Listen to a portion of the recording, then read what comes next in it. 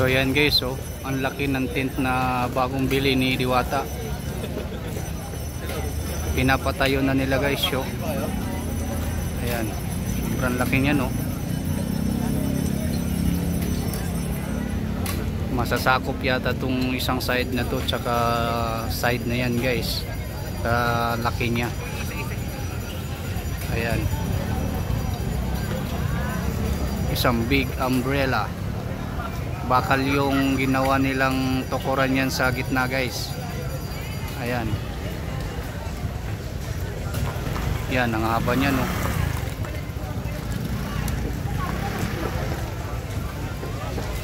Hindi na yan basta-basta paliri ng hangin guys. Hindi na yan kayang sirain pa ng hangin.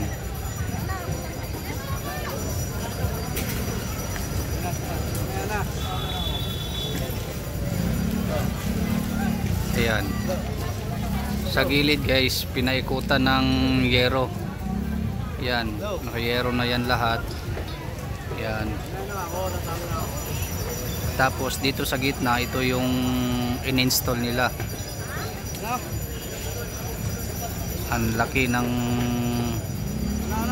tent na in-install nila. Kailangan pang umakyat guys, oh. Yun, kung nakita nyo, kailangan pang umakyat para ma-install, para maayos yung umbrella. Big umbrella.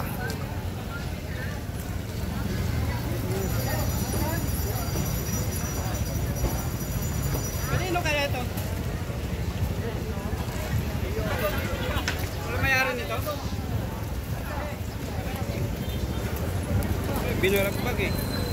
Excuse me.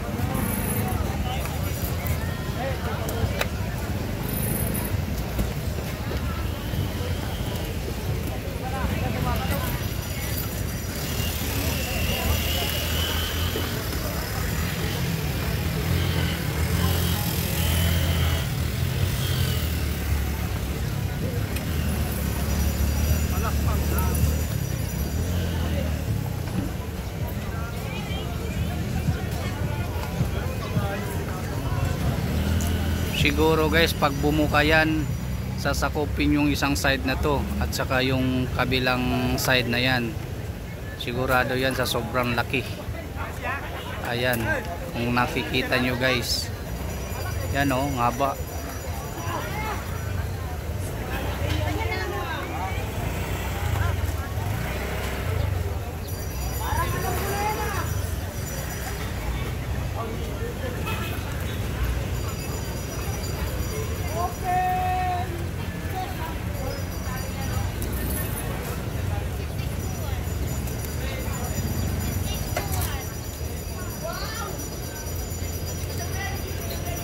So ayan guys, nakabuka na guys, oh.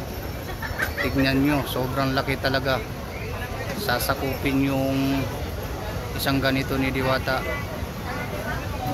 So time check tayo guys, alas 5 na ng hapon.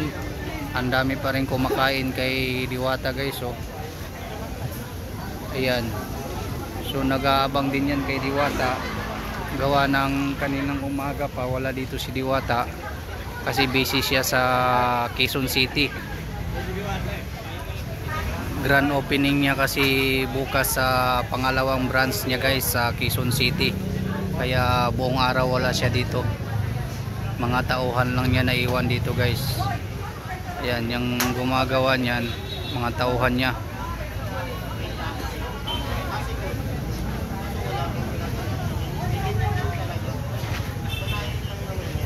Yan, pansinin nyo, alas 5 na ng hapon pero ang dami pa ring kumakain.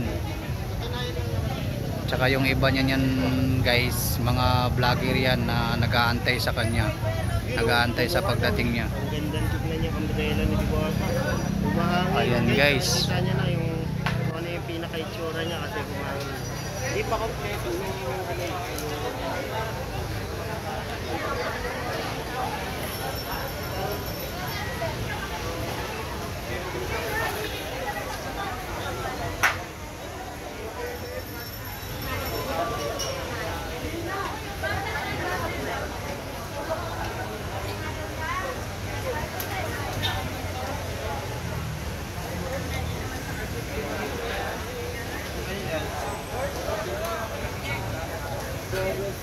laki talaga ng umbrella na yan. Hindi ko lang alam guys kung binili niya yan o kaya niregalo sa kanya. Siguro binili niya ng ano to. Ayan.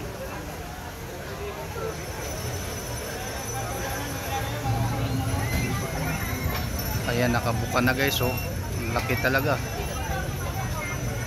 Sakop yung space niya dito sa gitna. Yan. Sinasakop yan ng umbrella na yan guys, sa sobrang laki. At saka yung poste niya, bakal na yan. Hindi na yan basta-basta masisira. Kasi bakal na yan guys.